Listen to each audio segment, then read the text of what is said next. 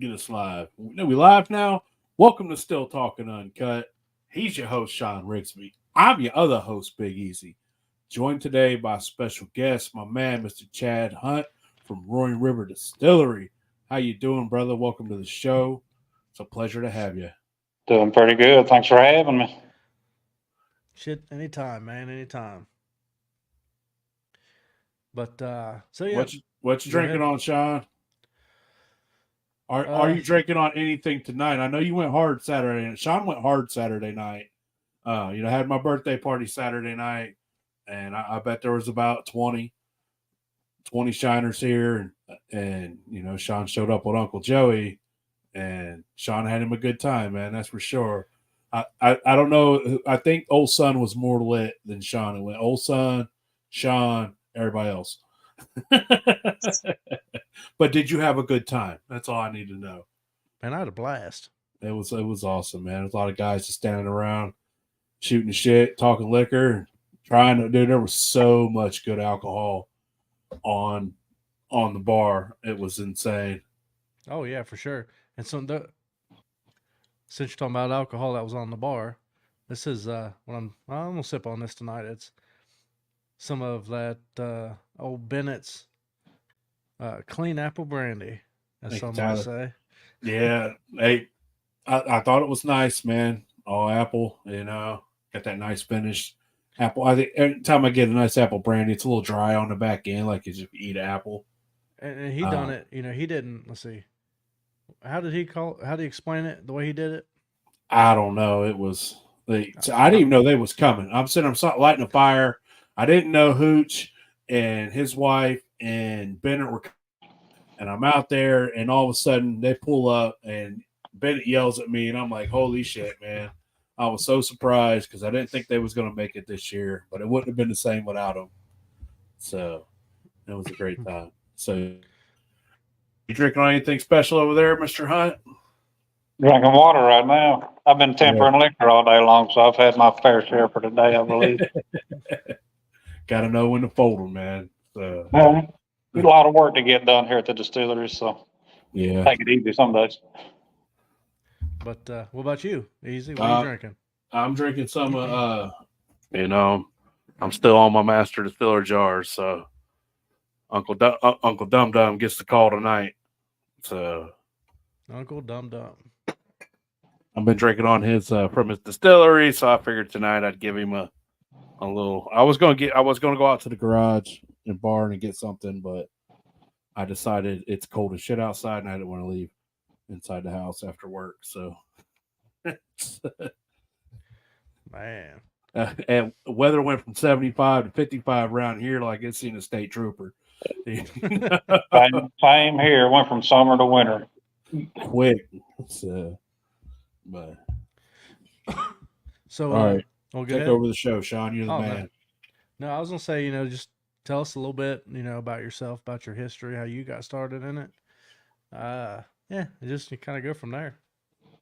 Well, guess it runs in the blood pretty deep. My great grandfather spent 2 years in a Alabama pen for making it illegally, and he was just doing what he had to do to provide for his family. And then it came over to our generation, I guess.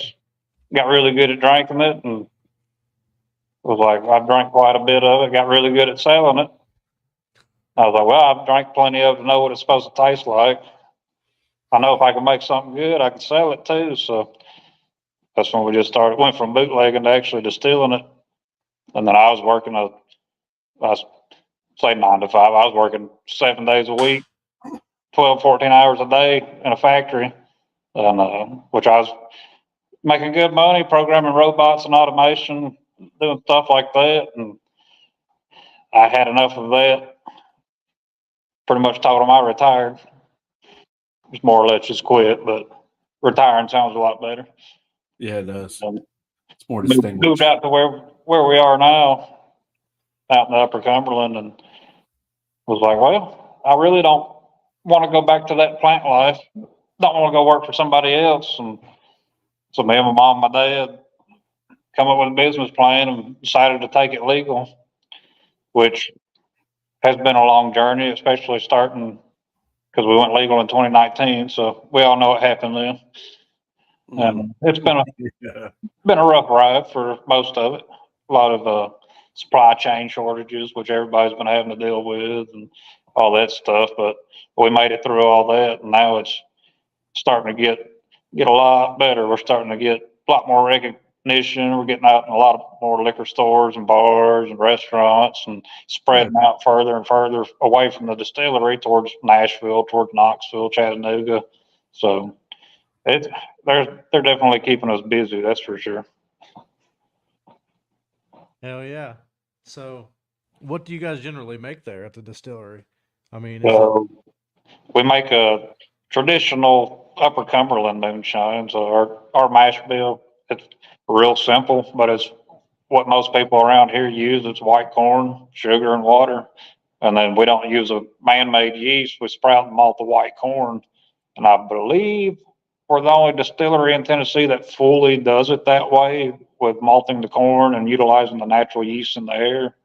But we use that old-fashioned recipe, and then it's distilled on an old-fashioned pot still. So people come in to tour the distillery, and they can come and watch me run if I'm running the still, and walk right up to it where it's coming out, and they see the still, and they're kind of shocked and then amazed at the type of still that it is, because it's the same type of still you'd find out in the woods, out in the wild, if you was supposed to stumble across one.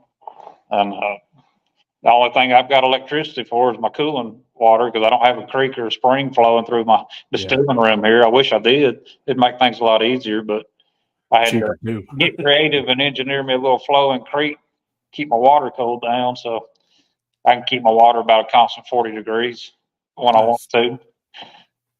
But, good and cold. No, they see it and they're like, man, it's what makes this separate from being legal and illegal. And so we got permits and we pay taxes. The mash is still the same. The still's obviously still the same. They don't tell you what to put in your recipe or anything like that. Don't tell you what proof to make it at. As long as government gets their part of it and you keep paying for their permits and all that, they're happy with it. As long as they get their money. Yeah. That's why people get in trouble. They ain't getting their money. Exactly. And that's what, a lot of people disagree with moonshine. Well, moonshine's moonshine, backwoods, this, that, and the other. But all of a sudden it goes legal. They're like, that's not moonshine anymore. It's literally the same fucking product. Yeah. Which I've had a lot of old timers come in here and they'll try the clear, which we proof our clear to 110 proof. Nice. And they'll try it. And I had one guy, he questioned me, he's like, is that really 110 proof? And I was like, yes. I said, we got to pay taxes on the proof. Yeah. And if they came and checked it and it's not what it says it is on the jar, we get in big trouble for that. And so he tried a little bit more of it, and he said, this tastes just like the illegal stuff. I'm like, it is. Like, nothing changed. Nothing changed, man. We pay taxes on it to make it legal now. So, I mean, I don't necessarily like calling it moonshine, because traditionally moonshine is a unaged, untaxed liquor. I mean, that's what it was. But if you look, filling out federal paperwork and all that, since we put sugar in our mash, that's federally recognized as moonshine. That's what they call it. So that's what we have to call it. So I mean, even if you're making it illegally, you're still paying taxes on the sugar, on the grain. You're paying taxes on the jars, on the gas it takes you to run it. So I mean, the man's getting his money, whether you're doing it legal or illegal. But if you go legal, he's just getting a lot more of it. Yeah, it's just that double dipping. yeah, like triple, quadruple dipping on you. It's but let's go back to, you said natural ferment, which is yeast. You're capturing yeast out of the air. Now, would you mind explaining your process on how you're capturing this yeast? And are you reusing it, or are you capturing the natural yeast each time you ferment? Right. So we do open fermentation here. So you can come in the distillery at any point. I've got vats. They roll around. They hold a little over 220 gallons worth of mash, which I only cook in 220 at a time. But at any point you can come in and you'll look into the vat and you'll see it fermenting. And it's just, we cook in the corn, the milled corn, sugar, and all the water and all that. And then, like I said, I'll take white corn that we source locally, so organic, non-GMO, heirloom white corn, and I'll take it, let it go through germination, so I'll sprout it. I've got some in buckets right now that's soaking up warm water. And like tomorrow when I come in, I'll drain that warm water off, put it in burlap sacks, cover it up with blankets, and it'll start to sprout. It simulates it being underneath the ground. So it only takes about 4 days. I've got sprouts about as long as my pinky finger coming all through the burlap. Nice. And then that's also something you may see when you come in at any given time. I may have tarps spread out in the distilling room underneath the fans, and they got corn just laying there air drying. So once all that moisture is out of it, I'll grind that corn into finer powder. And when my temperature's right in my mash, I'll add that malted corn in there. It'll start breaking down those starches and carbs and the sugars. And then the natural yeast, once it reaches its right temperature, it'll just take over. So I don't catch a specific strain of natural yeast and harvest it and keep using that over and over again. It's just the natural yeast that's in the air here. Yes, that's a dying art, in my opinion. Well, that's the way the old timers did it for many, many years before man-made yeast was even thought of. I know if you're wanting to make certain things, like we've had a couple of brewery owners come here and they see it fermenting and they're just amazed that they can sit there and watch it, because if they're making a IPA or a cider or a certain type of lager, they have to use a certain strain of yeast to get that flavor. And if they do open fermentation, they're just going to have sour beers. We're making sour mash, so that's kind of the point of it. I want it to be have that wild yeast in there to sour it. So nice. Hey, Billy Reed, to answer your question, some people will use like a stick and propagate their yeast from one to another. Some people will take a jar and just scoop some yeast up out of the bottom and keep it cool. So that's way some people keep it from one to the next. He's talking that each time there's just a new. He just lets Mother Nature take over. Which is this is cool. So very, very intriguing. yeah. So Like I've had other places say they don't do that because it's too much work sprouting the corn and all that stuff, and it's an extra step, but you get more corn flavor out of it, I believe, and a better product. So a little bit more love, it's a little bit more time and effort and love you're putting into yours. So well, not only that, go ahead. I'm a big believer, man. You put a little extra love in it, you can taste it. You can taste the extra step, the extra little bit that somebody puts into it. So keep doing you, man. Well done. Yep. And if that's something you've done, from when you started, you're just kind of used to it anyway, Right. Is that something that you picked up from before, or is that something you adopted through your time of distilling? That's just how I started out distilling. I've always done it that way. Nice. I've done more with the natural yeast than I have with an engineered yeast, so I know a lot more on that side of it. But I mean, I know about the others too, but I just choose not to use them because there's a lot of, just from past experiences with different liquors or even beer, your body's not acclimated to some man-made yeast, so you may start getting headaches from it. Hangovers come a lot easier with an engineered yeast. So natural yeast, you're breathing it in everywhere you go, so your body's more acclimated to it. It's not trying to fight it off, so you're less likely to get a headache from it. Now, if you drink a whole gallon of it, you'll probably have a headache. That's more or less your liver screaming at you, but I think it helps. Nice.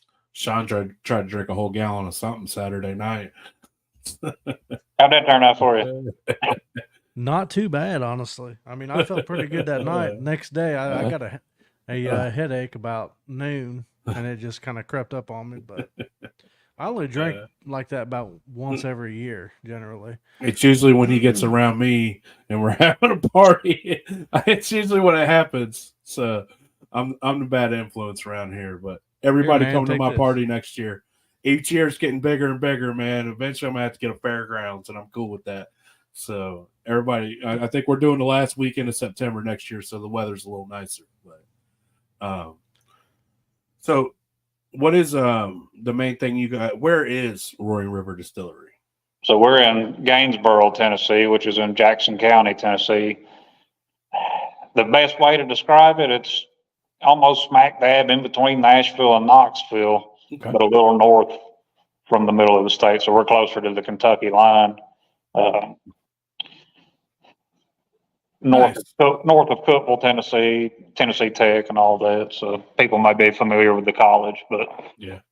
it's just a small little historic town, and it's well known for illegal liquor back in the day. There was some pretty big operations going on around here. Some of the coolest, best distilleries I've been in a little town in the middle of nowhere, and it's just you feel at home when you walk in. They treat you like your family, and you feel like you're home as soon as you walk in. So there ain't nothing like a small distillery. Give me a small distillery. I'd much rather tour a real small distillery over a big giant, Jack Daniel's distillery any day of the week, just because it's so much more personal and you can actually speak. Well, like I said, it's me, my mom, my dad here. So anytime you come in that we're open, it's going to be us that you see. And people do come here and they bring their friends and family because it's so, I don't know how I want to say it. It's not like the big ones, I guess, where you're just in a big group and it's more personal. More personal. Yeah. So, and we had, like this past weekend, I was running the still and we had some people come in and I guess they'd seen our billboard and they had actually went to another bigger distillery before they came here that week. And he walked right up to the still where it was running and he was like, "This is awesome." He's like, "I can't believe y'all actually let us come in here and see it." And I said, "Well, why wouldn't we do that?" He said, "The other place didn't." He said, "They wouldn't even let us see the still." I was like, "Okay." I don't know why. Because most of these other places, they have these humongous bend dome stills, beautiful works of copper that probably cost them upwards $250,000, $500,000. And if I had something that expensive and that beautiful, I'd be bringing people from the store, be like, "Hey, you got to come see this." Hell yeah! I want to show you all this copper. It's shiny. Look at it. But yeah, a lot of times when you go in these big distilleries, the person giving a tour don't know anything about making liquor. For sure.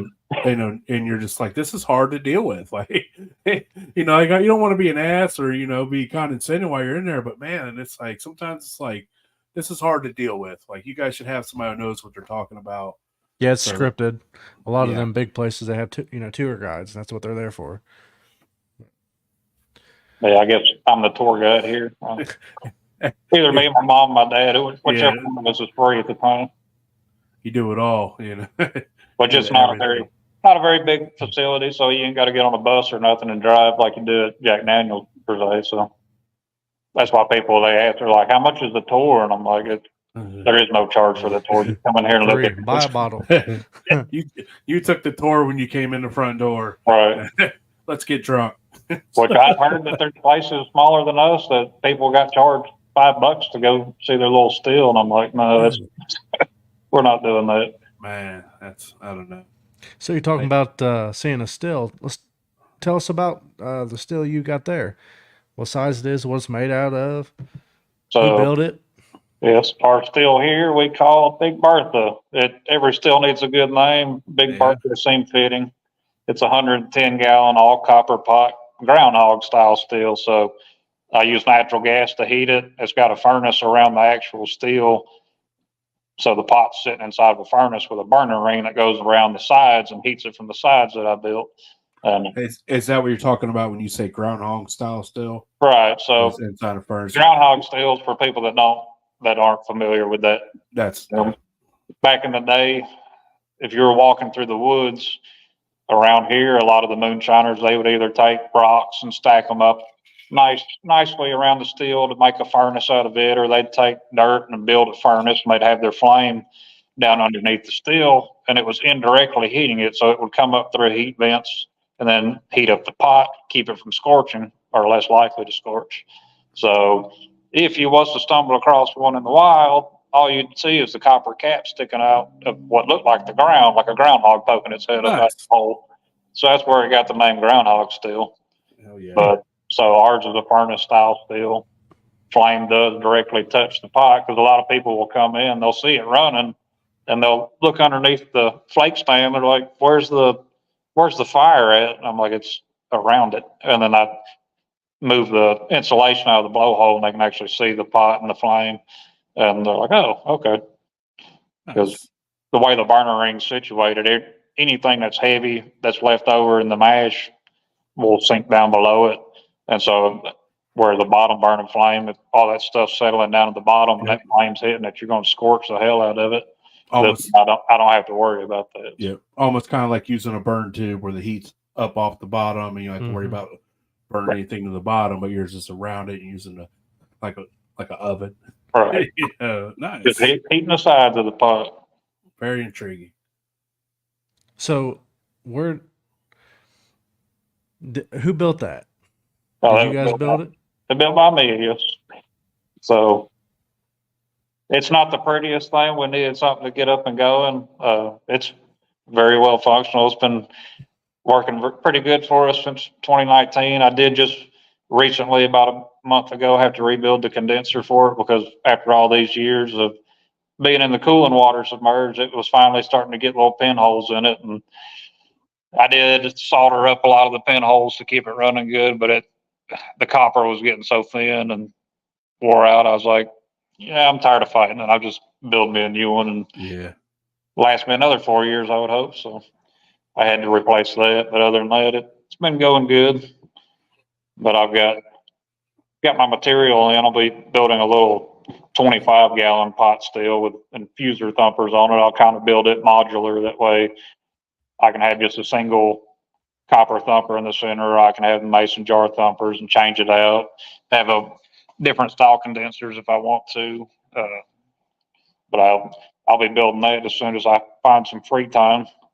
Here lately, I haven't had much free time. We've had a lot of events going on and been going out and doing a lot of meet and greets at liquor stores and taste testings, and we've got more coming up. But hopefully soon, when the time changes and we cut back on our showroom hours, I'll have more free time throughout the day that I'm not having to communicate with customers and all that, I'll be able to just focus on that, get that still built and start working on some new stuff around here. So. It's about to get cold too, so there are festivals go away for quite a few months, and and like every time I turned around, they're like, "Well, we got to go to Chattanooga for a whiskey guild tasting and all this stuff, or got to go to this concert over here and set up, do a tasting, or this liquor store, this bar." Okay, it gets a little hectic sometimes. Yeah, I can imagine. So you were telling me you were between Knoxville and Nashville. Knoxville and Nashville. Nashville, it rings a bell. Did you were on Master Distiller? Right. And tell us a little bit about that experience. So I was on the Savory Spirits episode, so that's kind of a new thing. It's definitely not something that's not my expertise. Can't say I've made a lot of savory liquor in my days, but that's the episode they casted me for. And so the object of it, what they wanted, they were asking for a high proof savory spirit, which got me thinking. I'm like, well, what exactly is savory? And it's devoid of sweetness, spicy. I was like, well, it's going to be kind of hard to do a T-bone steak shine or something like that. And I grew up in Nashville for the most part, graduated high school there and outside of Nashville. Growing up, all that was in my face was Nashville hot chicken. And whenever I heard savory and got to thinking, that's the only thing that was in my head. I could not get it out. I was like, well, I guess I'm doing some Nashville hot chicken moonshine. So whenever the goal of that was just to I just used our base spirit, kind of like what we run here. Because I knew to start off with a good base, it's easier to infuse stuff and work off of that good base. So I did that base spirit, and then for the infusion round, I did a chicken hanging in the pot in the cap, and then a piece of chicken hanging in the thump keg as well. So as I was distilling, those vapors the alcohol vapors were evaporating and actually cooking the chicken as I was running. And so as it would cook, those fats and juices would fall out of the chicken down into the wash and then be infused into the alcohol vapors coming through, kind of like they do mezcal with the, depending on what village you're in, they'll use rabbit, deer, chicken, whatever they have for their ceremonies. And then, so it was like a moonshine de pechuga, I guess you would call it, instead of mezcal de pechuga.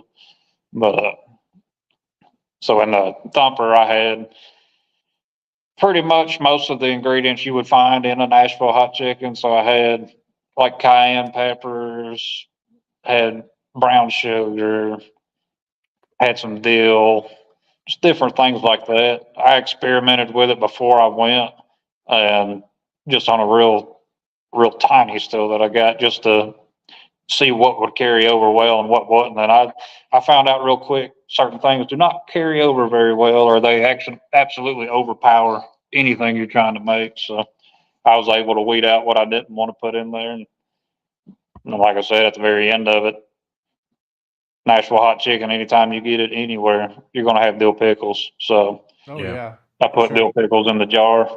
I knew it would soak up some of the alcohol, and some of the pickle flavor would come out into the jar. So it did what it was supposed to do. But dill pickle's a good flavor. That's our number one seller, believe it or not. We have just straight dill pickle shine that's got the dill pickles in it, the spears. Usually we sell out of it every weekend. We have people come in that have tried other places dill pickle shine. I'm not going to mention any names, but we'll mention it to them. They're like, "Oh no, I've had the others. I've had so and so's. They're disgusting." So we're like, "We'll give ours a try." Usually they walk straight over the shelf and they get a jar of it. So I was getting there, Freddie. So at the end, did you eat the chicken? Did you try it? Oh yeah. So it's real juicy chicken. It's kind of like the same concept as a beer can chicken. Yeah. So it makes it really, really juicy, which the film crew, after we got done and I broke the cap off the steel, they were like, "Are you going to eat that chicken?" I was like, "Well, yeah, I'm not going to waste it." I was like, "I've got dinner now. I don't have to go out and buy nothing." Y'all might not want to watch this. Like, I still want my per diem, but I'm eating this chicken. Well, they were like, "Can we try some of it?" I said, "Have at it. It's cooked. It's not like it's raw chicken." You can eat the bones when I'm done. So I'm probably a good story for them. The film crew from New York and California to go back and tell their friends they had some hillbilly chicken made out of on the inside of a moonshine still, I guess. Yeah, right out of the middle of a still. So awesome. How did it taste with that? I mean, did you get any of the? I mean, I don't even know how to try to explain it. Was it savory? Like, did you get any of the chicken flavor into it, or was it all just the spices? So it was more. You had some chicken flavor, but also in the thumper, I had some chicken broth as well, so that would carry over with it. Nice. More chicken flavor probably would have carried over if, like, after I got done distilling it, before I did the pickles, if I would have done like an overnight fat wash or something, let it sit and then get it really cold and separate the fats out of it just to get more chicken flavor. But it was more or less just with the spices and stuff that came over from it and the flavors from it more than the chicken. I think kind of like with mezcal and all that, the meat in the pot's kind of more of I'm not going to say gimmick, but it's just part of the part of it. You can say that that's part of the process. But well, you see some guys, like they'll throw a stick of butter in their pot to keep it from bubbling and foaming. Right. I could see, hanging meat in there, doing the same thing, getting the fats and off of it. It could help your pot from foaming and puking, so I could see how that could help if that was, one of the things you could get from it anyways. Right. Yeah. I don't think I would have had any problem with it foaming or trying to puke over on that one, because I definitely didn't fill the pot all the way up. I knew they weren't going for large quantities of alcohol, so I knew I didn't have to overfill the still and try to run 5 gallons off a little 20 still just to say that I ran the most alcohol and win that section of it. So I definitely didn't fill the pot up. So I got to ask. Yeah. Did you, because you needed your mash to ferment in 5 days, right? Was that what it was? Right. Did you change anything at all that you normally would have done? No, still did it all the same. So what's funny about that, we had 7 days to do it because it was a week in between. And of course, they have us up there in the woods cooking in and filming. We had all of our stuff up there with us, and they we didn't pitch. You didn't pitch your yeast and all that stuff till later on. Of course, you had to cool it down and all that. And all of our stuff got sent to the cleaning crew, so they about dumped out all of our leftover supplies that we were going to be using. So we had to go. Like he was the guy that was doing all the cleaning was getting ready to dump a bunch of stuff out.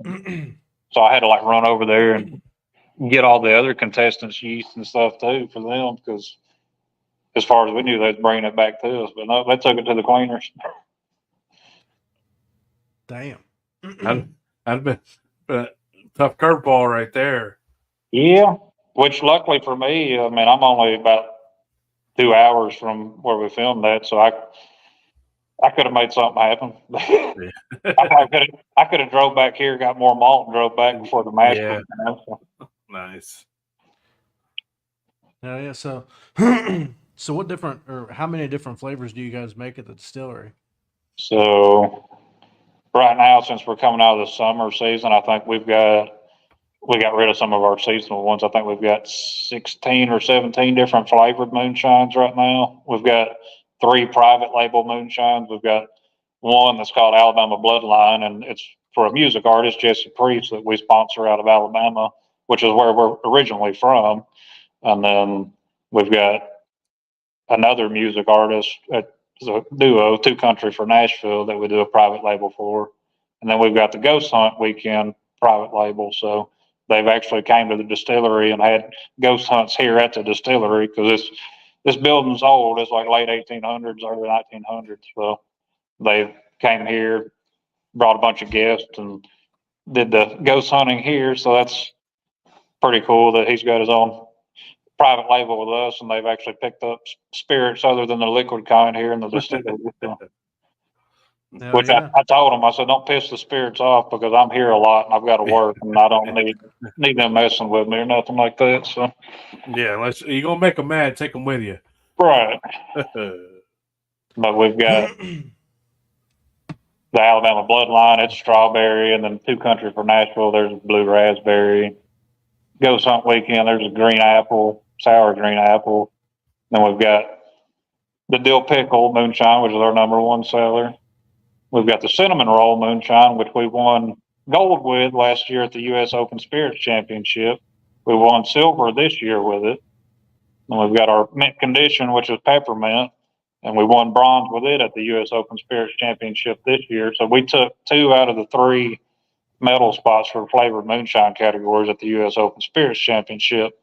And the only company that beat us out was a Canadian distillery. So we're the only American distillery that won in the flavored moonshine category, which has made us feel pretty good, especially when we know some of the other distilleries that were in it and how big of a distillery they are. So that made us feel real good, just being a little mom and pop, family owned little distillery and beating them out. And then our barrel aged moonshine, it won bronze 2 years in a row at the same competition. So we do a single barrel aged moonshine, it's cask strength. So whatever we put it in the barrel at 110, whatever it comes out at, that's what it goes in the bottle at. I don't temper it down, try to stretch it out, nothing like that. So the one that we've got on the shelf right now, I think we've got like 40 bottles of it left, and we just opened it not even a month ago, but it's 108 proof, what it come out at. So you just depending on when I open it. That one was 2 years and 2 months in the barrel. I've opened them as early as 6 months in the barrel. It all depends on my taste preference. And when I go out and taste the barrels, see how they're coming along. If I deem it ready to come out, it's coming out. It tells you when it's ready. You can't put a time frame on it. It just tells you when it's ready. Well, with the aged moonshine, there are no time aged limits like a Okay. bourbon or Tennessee whiskey would be. So it's not a mandatory. It has to be in the barrel for 4 years to be considered that aged moonshine. It's kind of a new category. So it could be in the barrel for 15 minutes and you could call it aged moonshine. It probably tastes like charcoal, but you could do it. But like a lot of people, they've tried it and they're like, this tastes just like bourbon almost. I'm like, well, it's not bourbon. Since we put sugar in it, we can't call it bourbon. But we do use the white corn. It's aged in a new white oak barrel. They're charred number 4. So it's aged the same exact way a bourbon would be, and that's why it has a very similar taste profile to it. But yeah, we've got all kinds of flavors. We got, of course, your apple pie, banana, blackberry, orange creamsicle. Just got just about a flavor for anybody.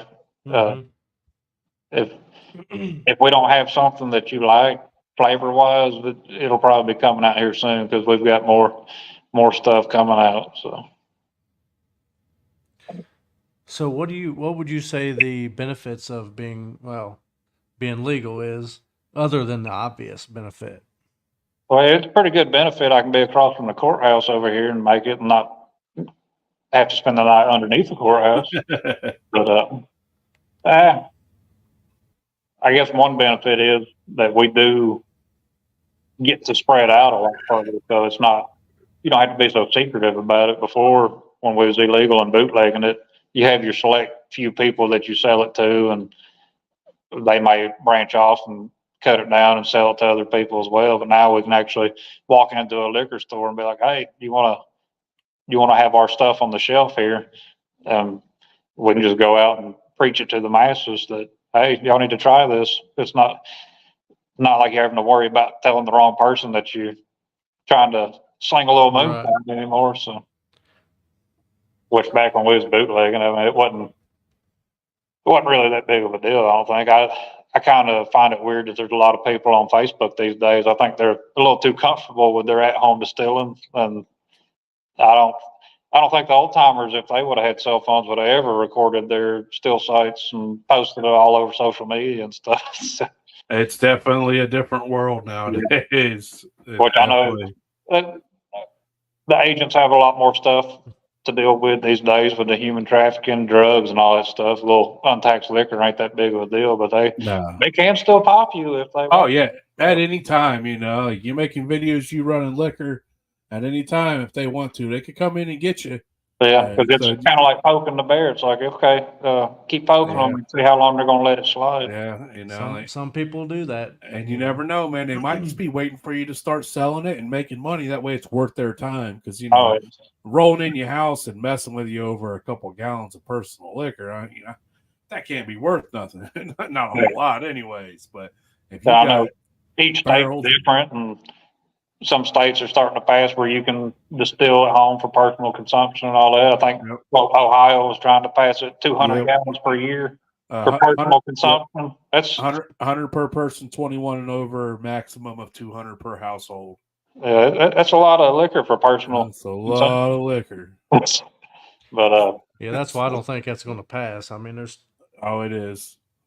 Don't throw bad juju on that, Sean. Good thoughts, man. They're gonna pass it. All those people in there that's starting to make liquor themselves, it's going to happen. Well, they'll pass it, and then people will be like, well, I can make it at home now. Then they'll start selling it, and that's when they'll start popping people. Like, oh, we didn't pay to sell it. Or they'll be like, yeah, it's legal, but you got to reach out for us and get a permit. Right. Well, see, for no charge. They'll find a way to make money from it. As of right now, there's no permit required, so I can see them reworking that and making us pay for a permit, just like the federal fuel permit that some people get. And so I could see them being like, well, wait. There's $1 billion here we're going to lose out on. We got to get this money. So I could see them changing that and making us pay for a permit a year, probably. Like they're not going to let that much money slip between their fingertips. It's not something our state does anyways. They'll find a way to dip into it. Yeah. Probably dip into it 10 different ways. They still, even with us being legal, somebody new will come into a position in the office. it wasn't too long ago, they had started going to distilleries in Nashville and asking them where they were sourcing their corn from. If they were getting it from the state of Tennessee, they were like, oh, you got to pay this other tax on all this grain that you get from Tennessee, which makes no sense. So if I would have bought grain from Kentucky, no big deal. You're not going to get this extra excise tax on it. But if you buy it from your own state, support your local farmers and all that, we're going to tax the hell out of you. And that caused a big stir, and I bet lawyers got on it real quick for the whiskey guild, and they were like, no, that's no laws had changed, but somebody new got in a position, and that's the way they interpreted the law. Yeah. And so they were trying to fine these other distilleries ridiculous amounts, and we're like, no, It's not gonna happen. Here in Ohio, if you use in-state ingredients, you get a major discount. You know, right? There should be incentives for using local stuff. Yeah, it's almost half. I believe it's half. You know, as opposed to getting your ingredients out of state, which is crazy. I believe it's 48% with out of state and 24% in, or something like that. It's crazy. Like, you know, I don't know all the details, but I'm just like, that's wild that there's that big of a difference. So, but luckily for us, you can get just about everything around here except bananas and oranges. Right. Yeah. That's like we try to source everything as locally as possible. Like our store's got a lot of local arts and crafts and stuff that we sell. That's local artists that put their stuff in there. And we source our corn locally. Of course, sugar. We don't have sugar cane fields here, but we do buy it from a local supplier here to support them. And then people, they're like, where'd you get your glass from? I'm like, well, there are no glass manufacturing plants in Tennessee, unfortunately. Most of the glass jars and all that come from India these days. So, I mean, you gotta source them where you can. And through all of the COVID crap and all that, you had to source it whenever you could find it and hope you could find some and just get it wherever you could. We went for a long time there. We could get jars. We'd find like over 1,000 jars that we could get in on a pallet, but then they didn't have any lids for them. We're like, well, we'll go ahead and buy the jars and hope the lids come up soon. So, and you know, when you're in a distillery, I don't know how it is there, but everything here has got to be TBB or TTB approved. Your jars got to be approved. Your lids got to be approved. So you can't just go out and just get some rings and bands and pop on there. So you know it has to be certain ones, and if there's certain ones that you can use, well, you're not the only one that has to use them. Everybody else does too. Like, they definitely make it difficult on the little guy, you know. Yeah, because I mean, we're real small, and we're not like these other big places that have tractor trailer loads of bottles just sitting out where they buy 500,000 bottles at one time or a million bottles. So we kind of do just in time inventory. So it definitely made it rough. Get it when you need it and use it almost immediately. For sure. Have you ever had any, you know, mashes or alcohols you came up with and you just didn't like, and you're like, no, that's not it? Yeah, done some experimentation before. We did some with the Indian corn, the multicolored red, blue, and white. That somebody had just given us some corn, and we're like, let's just mess around with it, see what it does. And I didn't care too much for that, how it came out. My dad, he seemed to love it, but I wasn't a big fan of it. But not all liquor's for everybody. That's right. You're not going to see me drinking gin probably ever, because I've never drank something and been so thirsty after drinking it that I don't see why.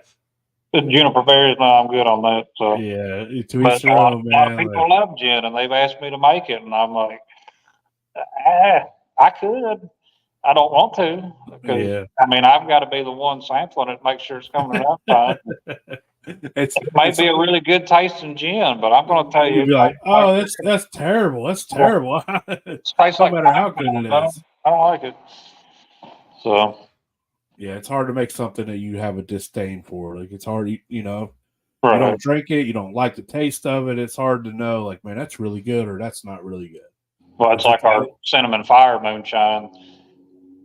It's a hell of a lot better than Fireball is, but I still can't stand it. Growing up, my mom always had Close Up toothpaste, Big Red chewing gum, My grandparents had red hot candies at their house, and at Christmas time, everybody's burning them stupid cinnamon candles, and I can't stand hot cinnamon flavored stuff. And My mom always had fire water. yeah, Always people had they're like, "How's it taste?" fire I'm water. like, tastes great.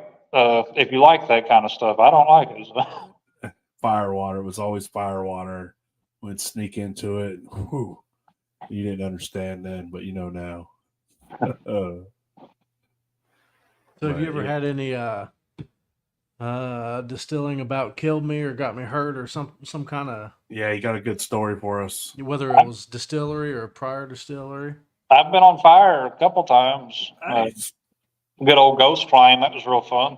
I was running some liquor back through a small little 6-gallon still that somebody else had built, and I didn't do my due diligence. I didn't even look at the still really before I started running it to see how it was assembled and made and all that stuff. So it was just there and convenient. So I'm like, I'll run this back through. I'll bump proof up really high and see what happens.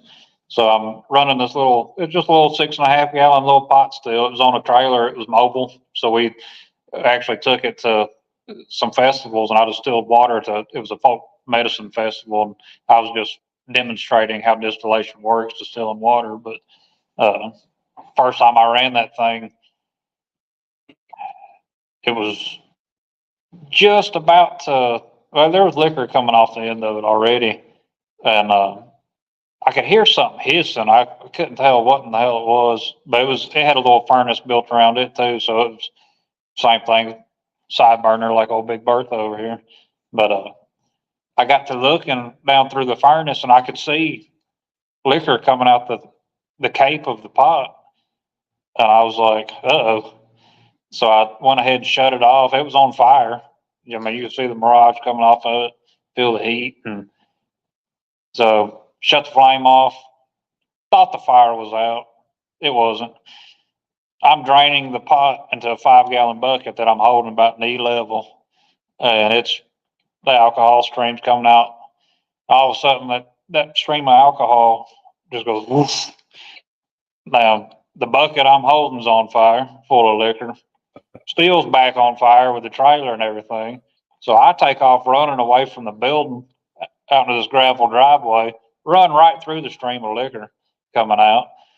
My pants are totally on fire. I dropped the bucket, took off running. I'm surprised if anybody would have been driving down the road, I ain't no telling what they would have thought I was on, because I was out there kind of like Ricky Bobby running around. I was on fire. I put myself out. And, hey, you're on fire. You got to do what you got to do to get it out. So I'm out there like hitting myself, finally get myself out, because you couldn't see the flame. I could feel it. I knew I was on fire. It's hot. And look back, and there's like a 30-foot mirage flame coming off the 5-gallon bucket where it's on fire, and the steel's still on fire. So I had me a old boy that was helping me. We put the stuff out. Finally got it all put out, and I was like, well, I'll fix that. So I got to looking at the pot, and they had whoever built it had just put the cape on top, just laid it there and soldered it. There wasn't crimped, nothing like that. Solder. And so the solder had just melted out and fell. And that's where the liquor was escaping from. So I took the pot off, crimped it, soldered it up, good to go. Second time I ran it, doing the same thing. I'm running. Liquor just starts coming off, and it starts puking, boiling over, and filling the thump keg up. Well, the thump keg on this thing had no valve. It was a corn cob shoved into the hole. And if it started puking, you just pulled the corn cob out, let it come out. Well, I grabbed for that corn cob, pulled it out, and it broke in half and was stuck in there. So it blew the cap off. Everything, the old flake stand still, everything's on fire again. Luckily, I didn't get on fire that time. So I had a fire extinguisher there. I put it out.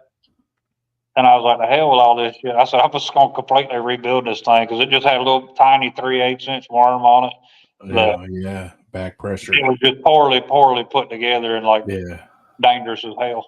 So I redid the pump keg, put actual valve on it, made it all 3/4 inch piping coming over to a 3/4 inch worm, Use a fancy Nice. galvanized trash can I got at Tractor Supply, made it look Hell all. yeah. Rebuilt the flake stand on the trailer and put stickers on it, the logo and all that stuff, to where we take it to festivals, and it ran pretty good after that. It was a pretty solid unit. But You got to have the right size worm, that's for sure. But Story of my but life. I'm coming up short 2 inches. only two. Only lie to yourself, Sean. Only two. He just Talking lied about to diameter, everybody. I learned real quick. Do your due diligence and check stuff whenever you get it. Don't take somebody's word for how it's built or nothing like that. 'Cause like everything here on Big Bertha, it's 2-inch piping all the way through. So you could run it on a 3/4 inch worm, but I've got people standing right here in front of it watching it run. I don't want any back pressure building up or nothing like that. So it's got an oversized thumper on it. Takes longer for it to heat up, but there's a lot more thumper there for it to fill up if something was to happen and it did puke over. Yeah. And then the condenser itself, it's a double walled cylinder condenser, so it's just 2 sheets of copper that are soldered together with a void in between them. It's got 2-inch piping going in. It's got 2-inch piping coming out. So my thump keg don't thump like most people's thump kegs do. It thumps when I thump it with a car antenna to make sure it ain't filling up. But usually I don't have no issues with it puking over it. You get one every once in a while. I'll get a mash that's got a mind of its own, and it don't matter if you run it fast, run it slow. Don't matter if you let it sit for a couple of weeks before you run it. Don't matter if you run it right when it's done fermenting. It pukes every time. I don't understand it sometimes. It's just every time it does a little something different. I don't know. So you say you've got a double wall condenser? Yeah, double walled cylinder condenser. So it's just like I said, 2 sheets of copper you got your outside sheets, it's just straight up and down. Then you've got inside, it's got flanges where it attaches and makes a smaller cylinder that joins the 2 sheets of copper together. So the vapors come into that void, and that's where it touches the cold copper at, and then it'll fall down to the bottom. And it's got to fill up probably a little, I'm picturing a little gap it's got to overcome before it starts coming out. So once it fills up enough, starts spilling over and coming out the exit tube, it comes off just a nice steady stream. Yeah, I'm picturing like a jacketed still, like a jacketed still, but with the thumper. Yeah. I mean, but with your condenser. Yeah. You got the double walled. You're putting that's awesome. Just that big old opening inside, 2 in, out. That's it's sitting down in an IBC tote, and it's completely submerged in that nice 40-degree water I got. So they don't take it long to condense and come down to the bottom. Pretty efficient. I was gonna say that's one of them condensers you don't hear about a whole lot. I know a lot of people used to make them back in the day. Yeah, it's kind of a old school condenser, and they're fairly easy to make for the size that you need and all that. When I went to replace it, I was going to possibly do a double shotgun condenser. I've got a buddy that opened up a distillery in Kentucky, and he's got a 150-gallon pot still. It's electric, and he made a double shotgun for it. And just with the amount of time I had to do stuff and all that, I was like, you know what, I may build one in the future, but right now I'll just build one just same as I had that was in it, and I know it works fine. So went and grabbed some copper, threw it together, and put it back on, and been running ever since. So that's cool as shit. Now, how tall would you say it is? The condenser itself, it's 3 foot tall. RFC. Yeah, 36 inches tall. So it's just a full sheet of copper. They buy it 3 foot by 10 foot sheets. And I think the outer one was like 54 inches or something like that for the length of it to make the diameter that I needed. Yeah. And the inner one was just a little bit smaller than that to give it that small little gap. But now, is that something that you've ran prior to that, before you guys went legal, or? Yeah. Okay. Yeah, so it's a familiar setup that I was very well knowledgeable about. So They're real simple to make. Of course, bending a worm's pretty simple sometimes too. Either Depends on who I know you a lot are. of people have issues with the kinking the tubing and all that stuff, but the old timers had their solutions for that, either filling the copper with sand or Mhm. nailing it to a cedar tree or something and wrapping it around the tree and then cutting the tree down and getting your worm off of it. I use propane tanks off of a forklift. That's about the easiest way I've been them. So, but like I say that just for the amount of time that I had, because we had to get back up and running to be able to fulfill the demands of our distributor and all that stuff. They were ordering more and more stuff, and I was like, man, I can't be down that long. I got to get this thing back up and going so I can run this mash. And so I just knocked one out real quick and put it on there. So are Gotta you keep guys the ball in? rolling. Yeah, are you guys in bars, restaurants, and stuff like that, or liquor stores, or? Oh yeah, so we're in most of the liquor stores in the immediate area around us, and then we're spreading out a lot further. So we're spreading out towards Nashville, towards Knoxville, towards Chattanooga. A lot of people are coming in from out of town, and they'll try our stuff and they like it. They always ask us if we can ship. We don't have a shipper. We used to have one that would ship outside of the state of Tennessee. A lot of the shipper companies are actually getting in trouble because there's only a few amount of states you're actually allowed to ship to.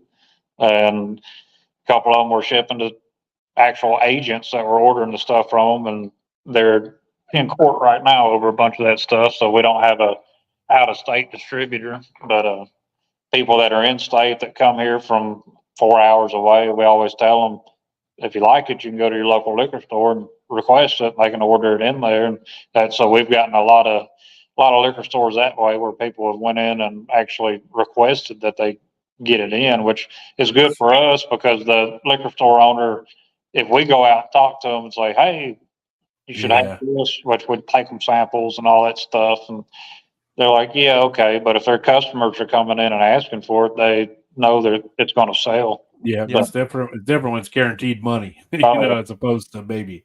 Like, maybe I put it on my shelf, maybe, but you got people coming and asking for it. Yeah.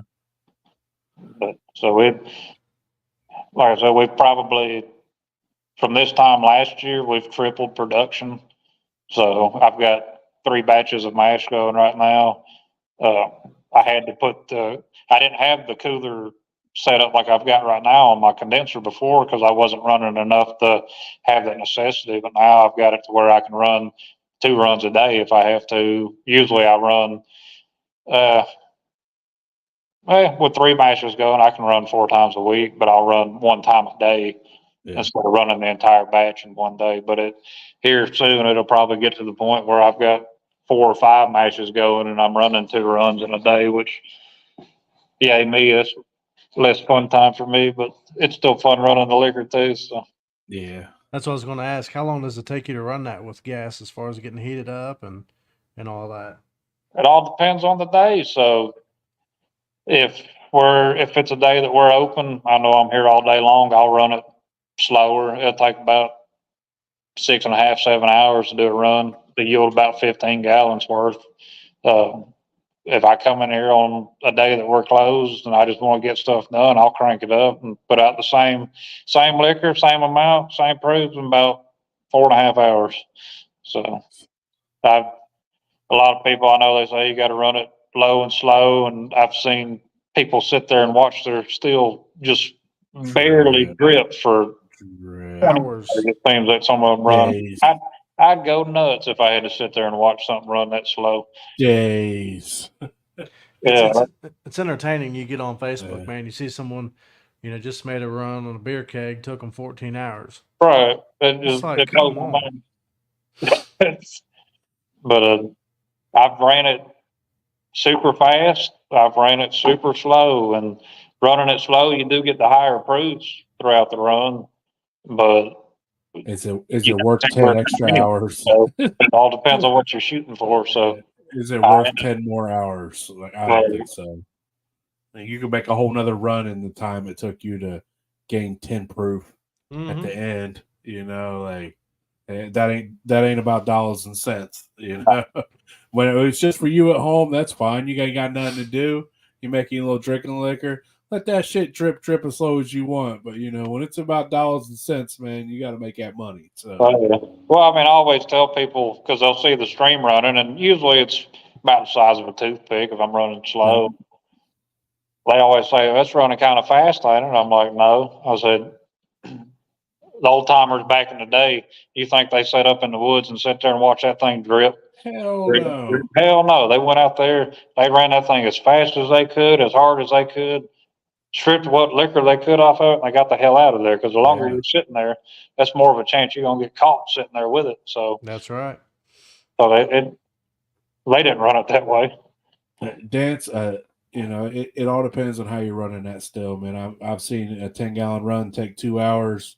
I've seen a 10-gallon run take 16 hours. Right. So realistically, run it how you see fit.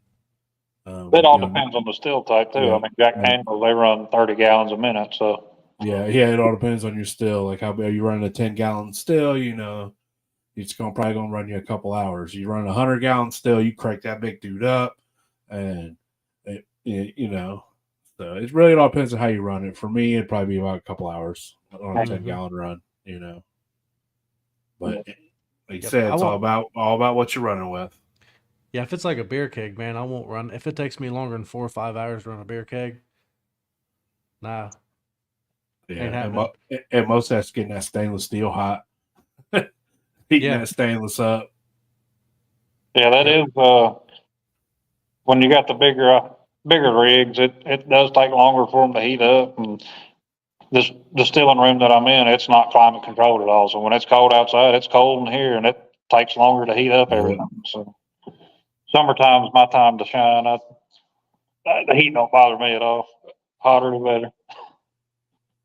So tell us a little bit about what you guys have planned going on down the line. Are you guys going to expand? Are you looking to add another still or make a bigger still? Or so we do plan on expanding. Like I said, for this setup that we're running right now, the thumper's oversized and the condenser's oversized. So I could build a bigger pot and run that. I can build another pot and have two of them running at the same time. It all depends on what I want to do on that one, which we're still, like I said, we've tripled production since last year, but we're still not running to full capacity of what I could with just this one deal. So once we get to that point, we'll probably definitely need a bigger boat. We're not trying to compete with some of these big multi-million-dollar places with their huge $500,000 steels either. So we're more focused on quality, not quantity. So I'm not going to push out a bunch of bull crap just to try to get bottles out there. If it tastes like crap, nobody's going to buy it. So, and we don't source anything in either. So, I mean, there's a lot of places that do source in, and I saw a picture on Facebook of an employee at a distillery that had on a T-shirt that said "Sourcing is not a crime." I don't understand it. It's like going to Walmart, buying a cake, and then taking it to the fair and taking it out of the box and saying, "Hey, I made this cake," and you win a medal for it. I know a lot of people do it. We could do it too, but I'm not going to do it because, like, when we win our awards and stuff, I guess it's more because we actually put our heart and soul into it, and we actually made the liquor. We can tell you what's in it. We can tell you how it was made.